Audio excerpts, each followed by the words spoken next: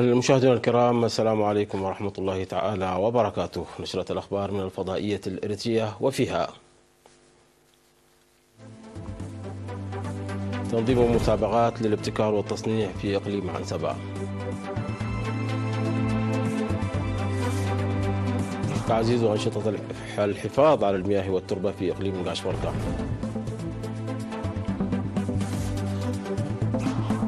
تنفيذ أنشطة تنموية فاعلة في تسيناء،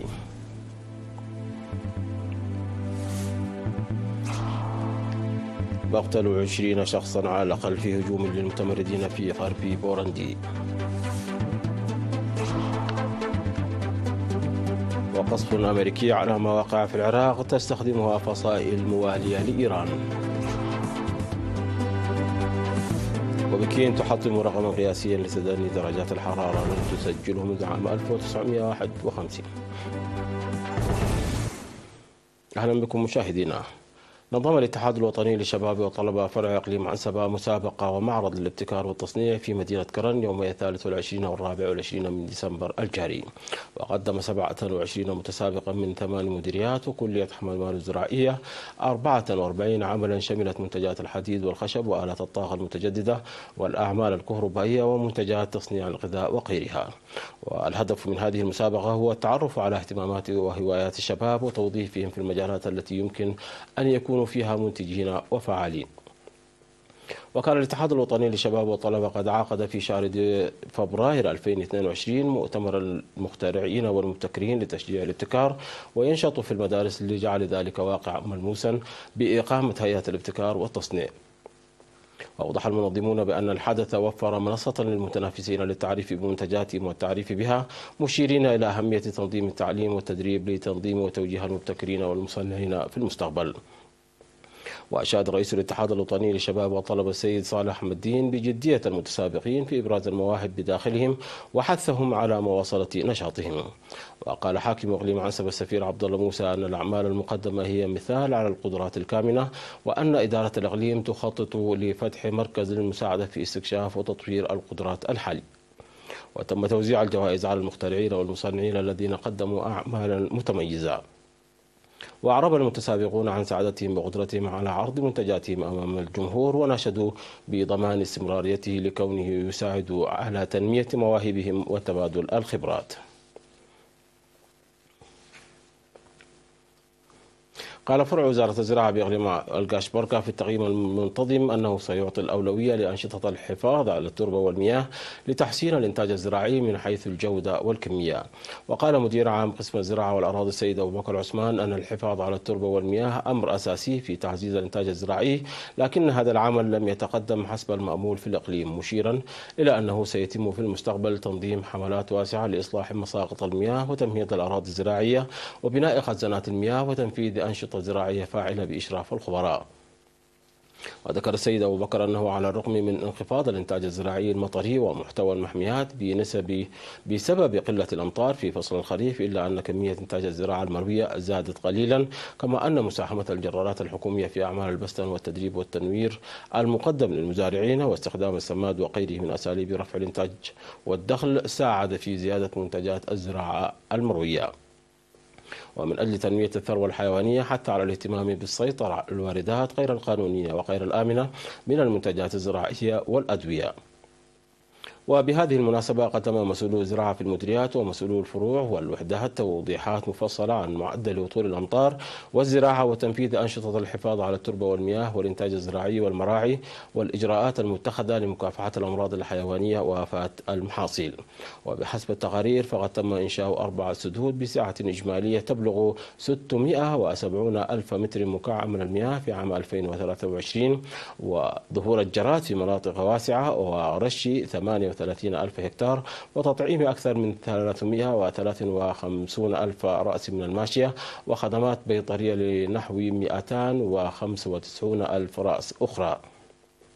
وفي كلمته الختامية دعا سكرتير الجبهة الشعبية للديمقراطية والعدالة في الإقليم السفير محمود علي جبرة المهنيين الزراعيين إلى تنفيذ جميع أساليب رفع الإنتاج وخيارات الحفاظ على التربة والمياه بالتعاون مع الإدارات والجبهة، لأن الزراعة التي تعتمد على أمطار الخريف وحدها لا يمكن الاعتماد عليها.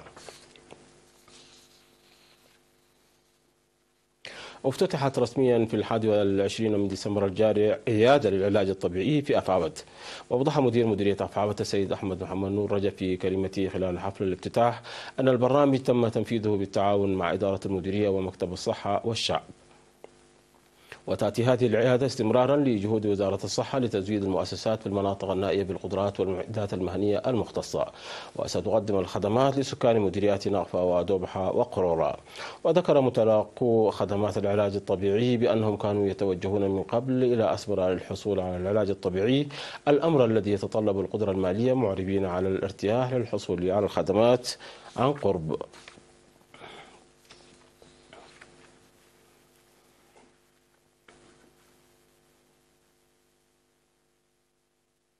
أفاد التقييم الذي أجرته إدارة مديرية السني في 19 من ديسمبر الجاري تحقيق نتائج مرضية من الأنشطة التنموية المنفذة بمشاركة مشتركة من السكان والهيئات الحكومية والجبهة والاتحادات الوطنية. وأوضح مدير المديرية السيد سيون جبريسوس أن التركيز كان على الحفاظ على المياه والتربة وجباية ضرائب الأراضي والثروة الحيوانية والزراعة وتجميع القرى وصيانة الطرق والنظافة البيئية وضمان توفير الخدمات الاجتماعية. وأكد إقرار راعي أصحاب المواشي بعيدا بمسافة 300 متر من المزارع وفقا لخطط إنهاء الخلافات بين المزارعين وأصحاب الماشية. وأشار إلى تبرع الشعب بأكثر من 208,000 نقفة لمساعدة المحتاجين وتقديم التجار نحو 600,000 نقفة لبناء قرى في انتظار الحوامل. وأوضح التقرير المصحوب بالأرقام الذي قدمه مسؤول وحدة التنمية الاقتصادية السيد إدريس أحمد بأن 1223 هكتارا فقط أثمرت من 15,637 هكتارا من الأراضي الزراعية الخريف الفائت بسبب قلة الأمطار، مشيرا إلى حصاد 89,609 كنتال من الخضروات و17,149 كنتالا من الفواكه من الزراعة المربية. وأكد مسؤول وحدة الخدمات الاجتماعية السيد أفريم السفاو تقديم الخدمات الصحية بالمراجعة لأكثر من 55,000 مواطن، وتستقبل المدارس أكثر من 21,000 طالب، وتم افتتاح مدرسة ثانوية جديدة في ضاحية فانكو. وحول خدمات المياه أفاد السيد فريم أن أكثر من 50,000 شخص يحصلون على خدمات المياه من الأنابيب الممتدة إلى المنازل و17,000 من شاحنات الصهاريج، موضحا أن مشكلة الكهرباء أثرت سلبا على خدمات مياه مدينة تسني. واقترح المشاركون بدورهم فصل مراعي الثروة الحيوانية والاهتمام بموضوع الكهرباء ومياه الشرب الصالحة وتوزيع اللحوم بالمركبات الآمنة وتعزيز دور الشركاء لمكافحة المكيفات والوقاية من الإدمان وتطعيم الماشية بانتظام. تقدم مؤسسات الخدمات الاجتماعية في مديرية سلعة مساهمة مرضية لتمكين المواطنين من التمتع بحياة مستقرة وتحسين سبل عيشهم. وقال رئيس وحدة الخدمات الاجتماعية السيد فرج كرال لوكالة الأنباء الإرتية أن إنشاء الخدمات الاجتماعية الأساسية في المناطق المختارة للتجمع أحدثت تغييرات ملموسة في نوعية ومستوى المعيشة. وأشار إلى وجود 27 مؤسسة تعليمية و3 مؤسسات صحية وخدمات الهاتف المحمول في المديرية، مضيفا أنه على الرغم من اتخاذ مبادرات للتخفيف من مشكلة النقل إلا أنه لم يتم العثور على حل جذري حتى الآن. وقال السيد فرج أن عدد المواطنين الرحل بدأ يتناقص مع زيادة وعي المجتمع مع دمج مؤسسات الخدمات الاجتماعية. استشهد في 23 من ديسمبر الجاري المناضل ولد رفائيل مبرهته عن عمر بلغ 103 أعوام. التحق المناضل الكبير ولد رفائيل بصفوف جبهة التحرير الإرتجية في شهر سبتمبر 1967 وانضم عام 1970 إلى صفوف قوات التحرير الشعبية، وخدم حتى عام 1974 في القوات المقاتلة من جندي عادي وحتى نائب سرية، ومنذ عام 1974 وحتى 1994 في جهاز الإدارة الشعبية وجهاز الزراعة. والمناضل ولد رفائيل متزوج وأب ل3 أبناء، وقد وري جثمانه الثرى في مقبرة الشهداء بأسمرة ظهيرة 26 من ديسمبر الجاري. ويعرب مكتب الرئيس عن بالغ حزنه لاستشهاد المناضل الكبير ولد رفائيل مبرهته، ويقدم تعازيه لأسرته ورفاقه وزملائه. مشاهدينا نشرتنا تتواصل من الفضائية الإريترية، ولكن بعد فاصل قصير فابقوا معنا.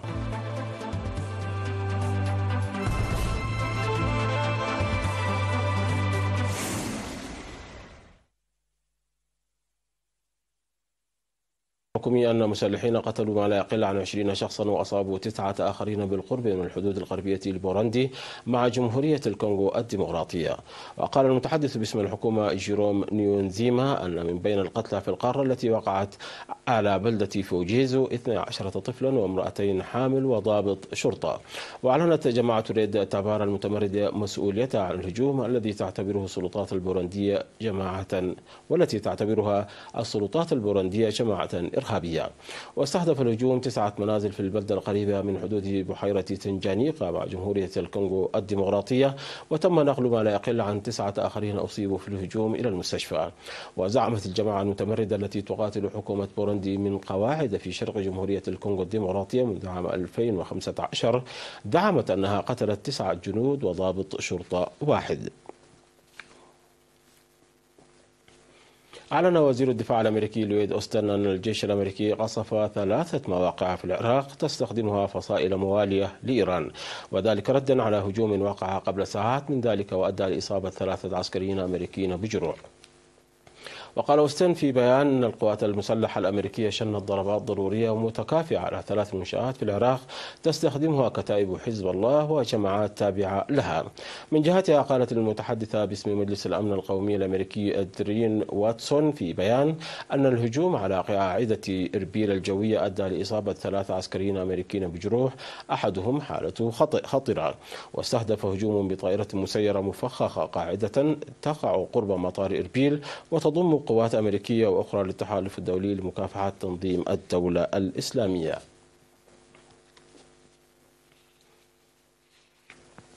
حطمت العاصمة الصينية بكين رقمها القياسي الذي سجلت فيه درجات حرارة تحت الصفر لأطول عدد من الساعات خلال شهر ديسمبر منذ عام 1951، وذلك بعد أن اجتاحت البلاد موجة باردة لها عواصف ثلجية جعلتها تسجل درجات حرارة تميل نحو أدنى مستوياتها تاريخيا.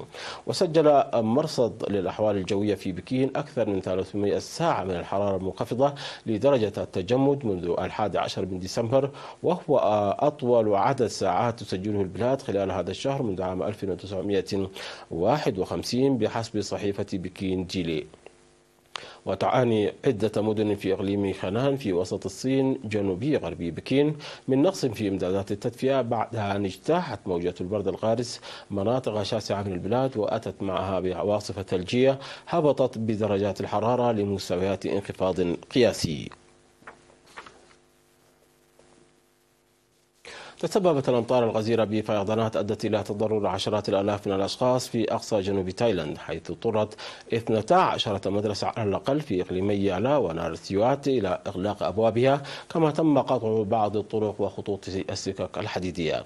وأظهرت الصور الملتقطة في هذه المنطقة النائية المنازل والمتاجر وقد قبلتها المياه الموحلة، والسكان هم يحتمون بالطوابق العليا. كما أدت الأمطار الغزيرة إلى غرق ما لا يقل عن 7 قوارب في خليج تايلاند وبحر إندمان.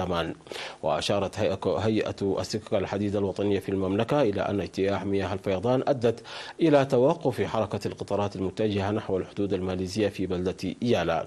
وطلبت السلطات من سكان هذه الأقاليم الاستعداد للإخلاء في حال ارتفع منسوب الفيضانات. مشاهدينا، قبل الختام إليكم تذكير بأهم ما جاء في هذه النشرة من أنباء. تنظيم مسابقات الابتكار والتصنيع في إقليم عنسبة. تعزيز أنشطة الحفاظ على المياه والتربة في إقليم القشبركة. تنفيذ أنشطة تنموية فاعلة في تسيني. مقتل 20 شخص على الأقل في هجوم للمتمردين في غرب بوروندي.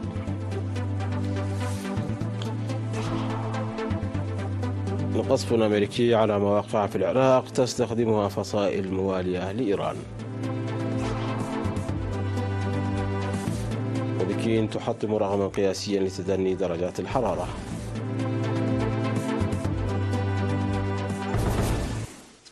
مشاهدينا، انتهت النشرة. شكرا على حسن المتابعة. تحية لكم أينما كنتم. إلى اللقاء.